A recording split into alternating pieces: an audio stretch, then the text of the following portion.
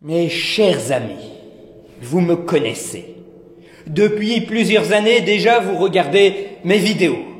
Et à chaque fois, je vous fais cette même promesse. Il n'y aura pas de screamer dans les vidéos d'Halloween de la chronique facile.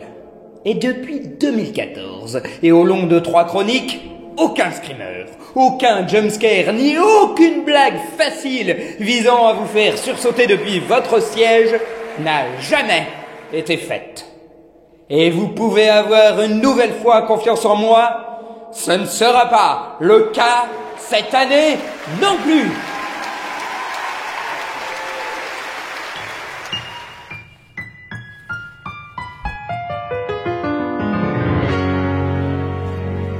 La SCP Foundation, ou Fondation SCP, est une fondation fictive dont les initiales sont basées sur les termes Search, Contain and Protect, ou, selon la traduction française, sécuriser, contenir et protéger. Initiée suite à une creepypasta en 2007, celle-ci a vu son univers s'étendre et s'étoffer au fur et à mesure des collaborations des internautes, au point d'avoir engendré des mèmes internet. Cela faisait de nombreuses années que des internautes voulaient que j'aborde le sujet, et jusqu'ici j'y étais allé un petit peu à reculons. Il faut dire qu'on était sur quelque chose de tellement vaste que même cette vidéo ne va qu'égratigner la surface. La fondation SCP compte plus de 5200 récits à ce jour. Inutile de vous dire que je n'ai pas tout lu. Et comme tous les trucs un petit peu créatifs de la seconde moitié des années 2000, la fondation SCP est née sur 4chan. Et sur X, plus précisément, une section de l'image board parlant des phénomènes paranormaux. Comme très souvent sur ce genre de forum, les sujets sont consacrés aussi bien au décortiquage d'affaires célèbres qu'aux commentaires de photos mystérieuses auxquels se mêle du témoignage fictif, qu'il soit posté dans une intention malhonnête afin de se jouer de la crédulité des gens ou se réclamant ouvertement de la creepypasta. Ce qui rappelle un petit peu les conditions de création de Slenderman. C'est dans ce contexte qu'apparaît le 22 juin 2007 un post nommé SCP-173. Celui-ci est accompagné d'une photo de l'œuvre d'art moderne sans titre 2004 d'Izumi Kato et comporte le commentaire suivant. Trouvé dans les dossiers du site numéro 19. Objet SCP-173. Procédure de conditionnement spéciale. L'objet SCP-173 doit être contenu à tout jamais. Lorsque le personnel entre dans le conteneur, il faut qu'il soit plus de 3 et la porte doit être fermée derrière eux. À tout moment, 2 personnes doivent maintenir un contact visuel avec le SCP-173. S'ensuit toute une description du SCP-173. Semblable à une statue en béton, celle-ci s'anime extrêmement rapidement lorsque personne ne la regarde et brise la nuque de ceux qui lui tournent le dos. Lorsque la porte de sa cellule est fermée, on peut entendre des sons de grattement. Quant au sol de la cellule, il est jonché d'un mélange de sang et d'excréments venus d'on ne sait où, ce qui oblige la fondation SCP à la nettoyer toutes les 2 semaines, obligeant aussi à ramener des gens dans sa cellule. Et là, les connaisseurs de séries de SF vont me faire « Mais ça ressemble pas aux anges pleureurs de Doctor Who, ça ?» En effet, la série anglaise compte parmi ses créatures des anges de pierre qui bougent si on ne les regarde pas. Or, la creepypasta est sortie 3 semaines après la diffusion de Blink, l'épisode faisant apparaître pour la première fois les anges pleureurs. Et beaucoup pensent qu'il y a eu un effet d'inspiration, notamment lorsque la description explique que la statue peut se déplacer en un clin d'œil.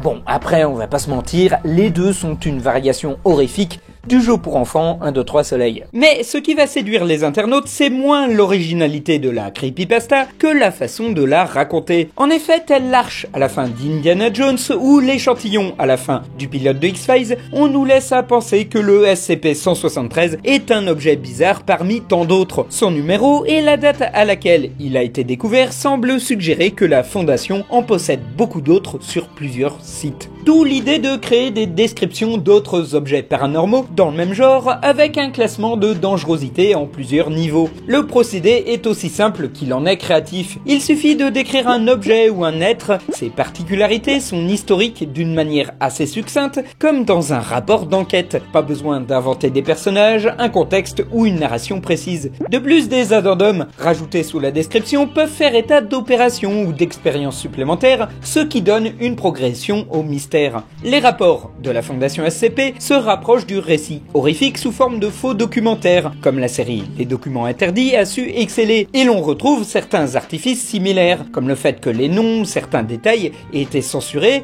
afin de simuler une fausse pression hiérarchique tout en stimulant l'imaginaire du lecteur. Ce document nous a été transmis par et pourrait gravement remettre en cause les relations que nous entretenons avec.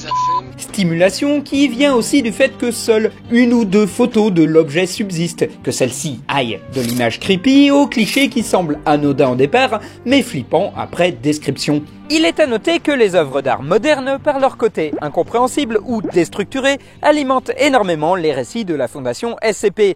C'est un vieux cliché des creepypasta ou des légendes urbaines à la Momo Challenge. Enfin, du prétendu Momo Challenge.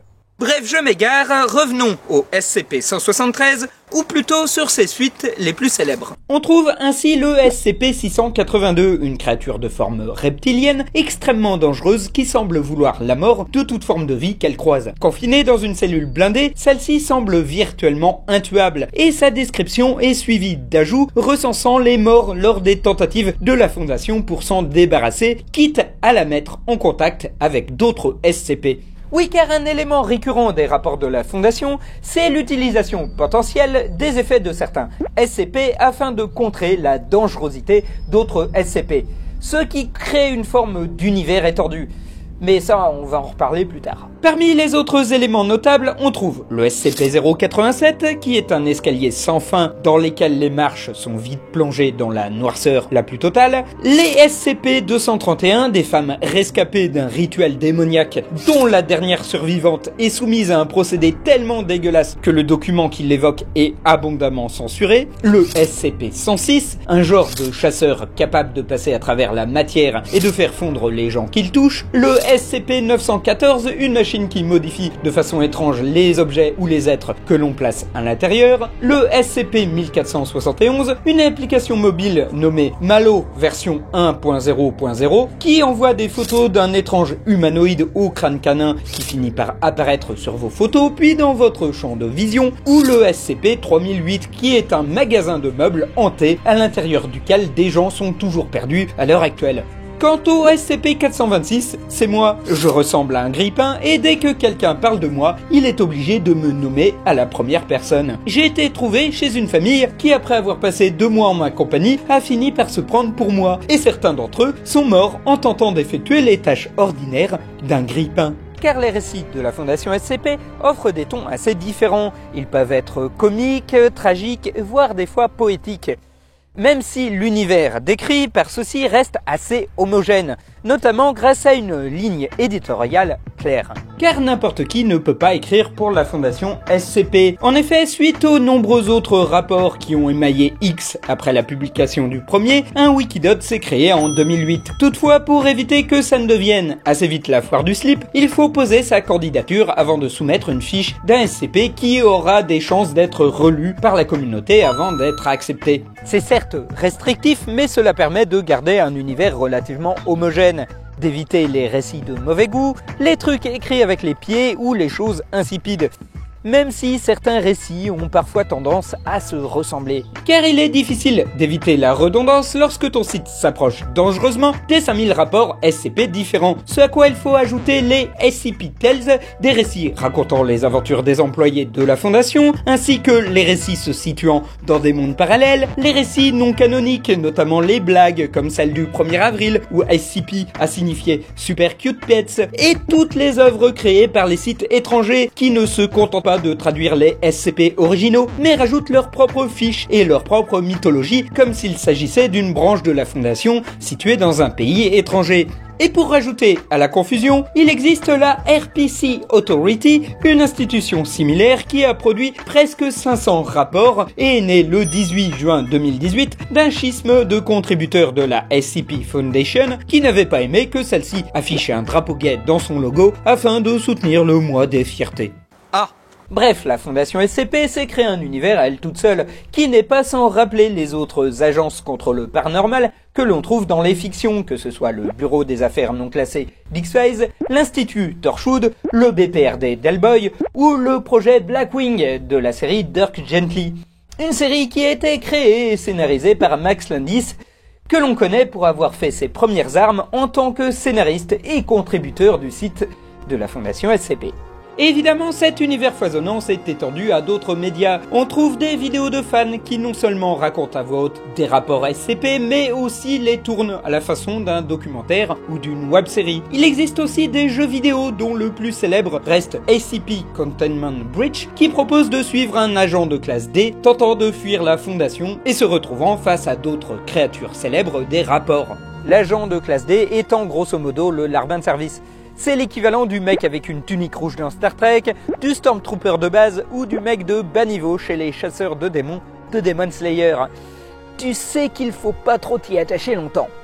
Containment Breach est assez proche de Slender the 8 Pages et un live de Markiplier a accéléré la popularité du lore, donnant lieu à des pseudonymes populaires comme le SCP-106 qui est devenu Radical Larry. Selon Wikipédia, il a même existé une pièce de théâtre inspirée par l'univers de la Fondation SCP et qui fut jouée à Dublin en 2014. Et on trouve des parodies sous forme de mèmes internet. Car je n'allais pas vous laisser partir sans évoquer le destin du SCP-173 qui est devenu, à force d'avoir été détourné par internet, une véritable blague. Que ce soit la forme de son corps qui a été comparée à une cacahuète géante, les détournements de la tache bizarre qu'il a au milieu de la figure, les tentatives de le rendre kawaii ou le fait qu'il brise le cou de ses victimes avec une onomatopée ridicule qui fait cronk. Idem pour le SCP-682, souvent résumé à un gros crocodile et sur lequel les internautes ont imaginé tout un tas de façons toutes plus créatives les unes que les autres de s'en débarrasser. De plus, le SCP-1471 est devenu une sorte de loup squelette à moitié furry, surnommé Malo, et l'on trouve de nombreuses vannes sur le fait que le SCP-3008 serait en réalité un Ikea, tout ce qu'il y a de plus normal. Sans oublier le SCP-49 qui a connu un regain de popularité ces dernières années. Celui-ci est un homme se baladant dans un costume, comme ceux portés par les médecins durant la peste, au point que celui-ci a fusionné avec lui. Obsédé par une maladie qu'il désigne sous le nom de pestilence, celui-ci a le pouvoir de tuer au simple toucher et de réanimer des cadavres après opération. Or, la figure du médecin de la peste était déjà présente dans de nombreux mèmes internet, ainsi que dans le jeu vidéo Darkest Dungeon, et des petits malins se sont amusés à fusionner tout ça.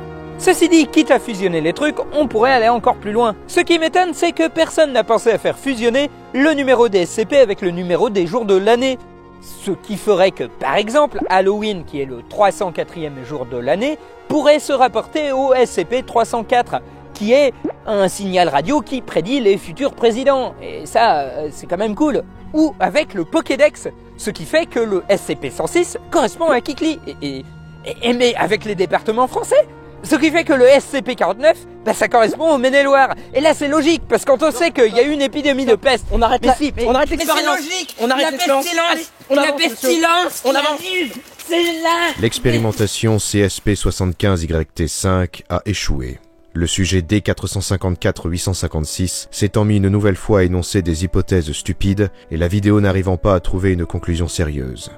La mémoire du sujet fut effacée sans qu'on lui explique les raisons pour lesquelles nous voulions qu'il tourne sa vidéo à l'intérieur du CSP-75YT. Je tiens à souligner la pertinence des recommandations du Dr concernant le recrutement des agents de classe D au sein de la communauté YouTube.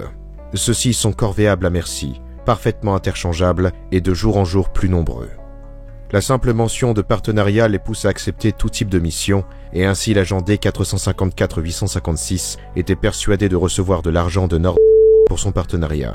Ce n'était pas dur de le convaincre, celui-ci étant toujours à court d'argent car son émission sur les mêmes internets est maigrement financée via quelques dons Tipeee ou Utip, ainsi que sur la vente de livres comme Panique dans la conversation maligne de l'anguille. C'est Panique à la convention maudite de l'angoisse. Ah, désolé, j'ai mal lu. Bon, laisse-moi faire, je rallume. Oui, comme le disait la voix off, mon émission fonctionne en partie grâce à vos dons sur Utip ou sur Tipeee. Mais on va pas se mentir, c'est plus de l'ordre du coup de pouce amical que d'un véritable financement complet. D'ailleurs, sur ces plateformes et sur mon blog, qui s'appelle La Chronique Facile du Mercredi, vous pouvez vous procurer mes guides sur les mêmes internets, ainsi que mon livre dont vous êtes le héros, dont j'ai cité le nom un petit peu plus tôt. Alors oui, effectivement, c'est un peu chiant à répéter comme ça, mais il faut que je vous le dise, parce que sinon, les gens oublient. c'est comme les conventions. Si je vous dis pas que je serai à l'Art to Play à Nantes le week-end du 16 et 17 novembre sur le stand de mes amis de Starry Sky, ou que je serai à la Japan Touch à Lyon le 30 novembre et 1er décembre, bah personne ne va venir et du coup bah je vais me sentir seul, dédicacé. Ouais, enfin, c'est comme les likes. Si j'ai pas de likes, hein, et si les gens ne laissent ni commentaires ni partage, comment je vais savoir si vous avez vu la vidéo ou pas, hein? Parce que si vous me dites pas dans les commentaires quel mème vous voulez pour la prochaine minute même, parce que la minute même ça va reprendre dans... Ok, je vais voir ce qui se passe. Oh mon dieu! Mais c'est une absence totale de jumpscare.